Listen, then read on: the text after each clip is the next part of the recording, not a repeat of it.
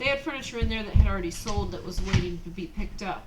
And I bought almost all the furniture that they had left, which was two matching late 1800s cabinets. And they measured 107 inches. 107 inches across when I had 110 inches to fill. Also, I had two speakers, and they belonged to the guy. And then I got him to sell me his speakers. Didn't really try, but so I got the two wall cabinets, a dresser, a desk, and two large floor speakers. This antique store was like 1 mile away from my new house, like 1 mile exactly. And the Habitat for Humanity Restore, which I love, that's like 1 mile from my house. Like all this stuff is really close, and it was so convenient. And I'd looked at all these different places, like huge stores with big selections. No one had anything. And then I just looked at this little antique store. It's so small that there's not much information about them online. There wasn't even a phone number on the internet. And it was weird. The guy that runs it seems like a very nice man. He's older, and we got to talking. Now, I didn't want to talk, but one thing I noticed is he seemed more intelligent than, and a lot of people in this town, maybe they're on drugs, or it's kind of like a poverty mindset. I don't know. A lot of them seem nice, and I'm not saying that they're bad people or anything like that, but it does seem to be like a poverty mindset. But yet this store owner, he was very polite, very sociable. He would stop and he would have long conversations with all the customers that came in, like everyone that came in. And I mentioned some things to him when I ran in, and then I left, and when I came back the next time, he remembered what I told him. I was very surprised. Now, everyone else I'm dealing with, I tell them like over and over again what I want the item I'm purchasing to be, and they can't remember it. But I told him just obscure things about myself, like unrelated to anything else. Mentioned them once, and he remembered it the next time I came in. So he was a wise man. And he was taking his time to check out. It must have taken an hour to check out.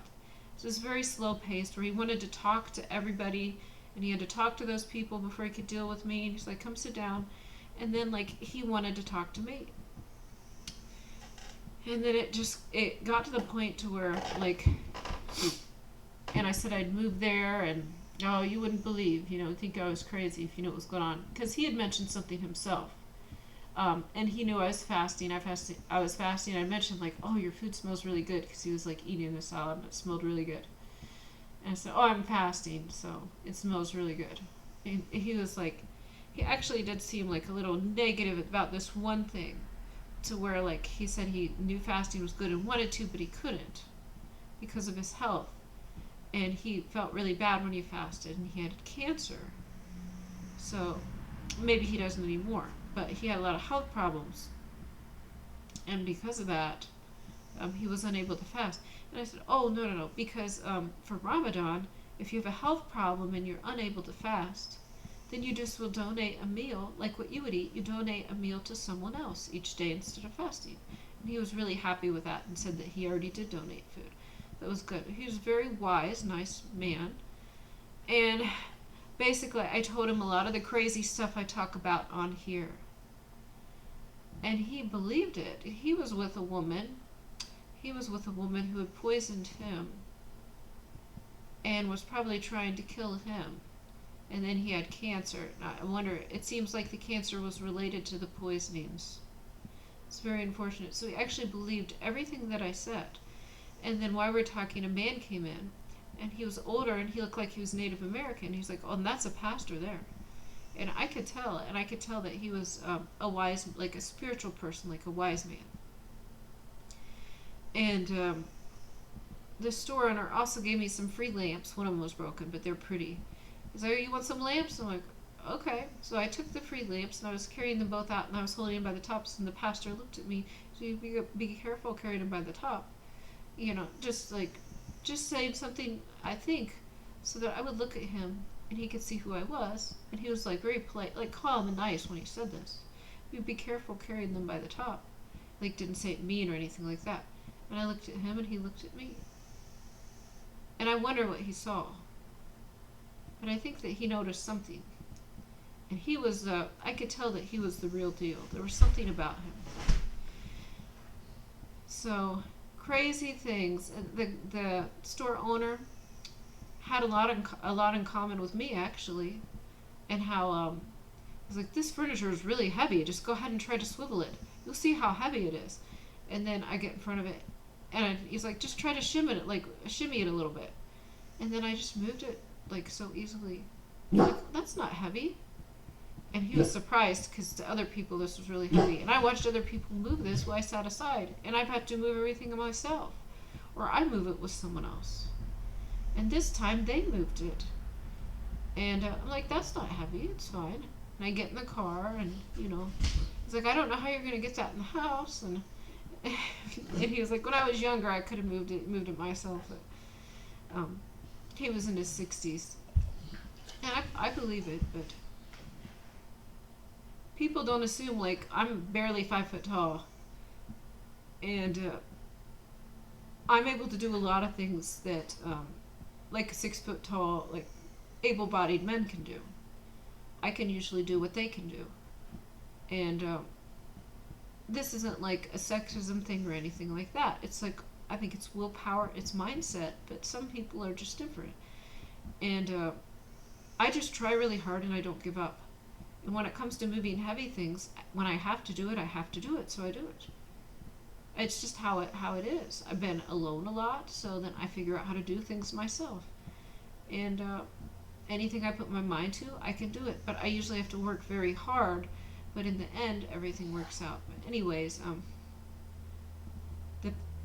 the store owner and the pastor seem like the real deal. They seemed like they were on God's team, and he was saying, like, child of God, and it seemed like, I don't want to say angels in a human body, but they were doing missions here on earth. I could tell. It was something serious. And just an antique store, when people come in, and he sits down, and he takes the time and talks to and listens to all the people that just wander in, and they ramble on, and some of them are probably drunk, and, and he remembers what they say. Like, how valuable that is in certain people's lives. But the pastor, he didn't say much, but he was calm and walked around. I could see, like, in his countenance, that he was very intelligent. So I would be interested in meeting them again. I've got a lot to deal with, and I don't want to be, like, too needy and call them. But I might pop in there again, maybe in a few months, and see how things are going. But yeah, he was with a woman who maybe wasn't as bad as my ex, but might have been similar, was poisoning him, probably trying to kill him, seeing as he had stomach cancer. It's probably related. It's probably related to the poisoning. And he was very polite, very calm, very wise. Only thing is, when I mentioned about Pasadena, he got defensive and a little angry because, like, it seemed like he wanted to. But that's the thing, is that God completely understands if you're not able to. That's why there's another way for people in that situation where you donate food, and then it's okay. So he seemed happy to hear that. But there's real verses where you can read that if you're medically unable to fast, then God understands. So very, very cool. And then I got in the car, and there's just like an acknowledgement that we were kind of similar souls, and it's like, how are you going to get it in? I said, I can do anything. Then I didn't say it like that. But then he's like, yeah, I know how you feel. Or something like he knew, he was acknowledging that he used to be the same way. And that we were like similar souls on different paths. So that's nice. I never met anyone like that.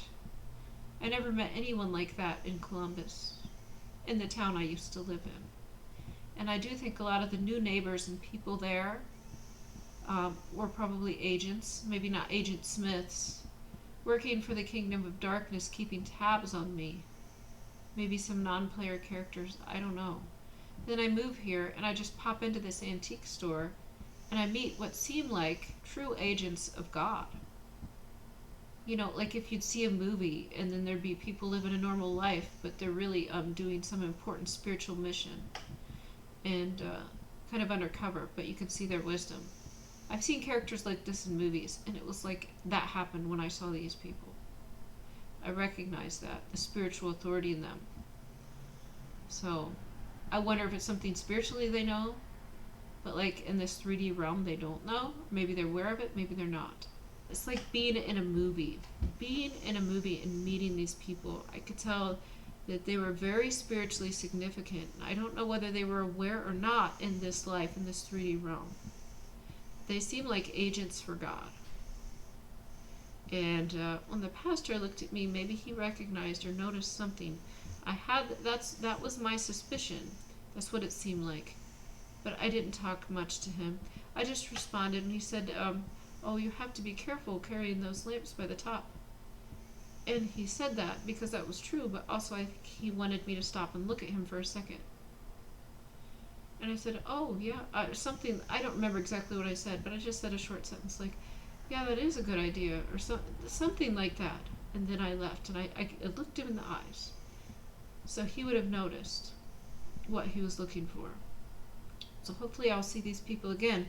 If he's a Native American pastor, I wonder if he has a church nearby. Like, there's also a church a mile away from my new house. And if there was a church with real spiritual authority, wouldn't that be great? Maybe I would start going to that.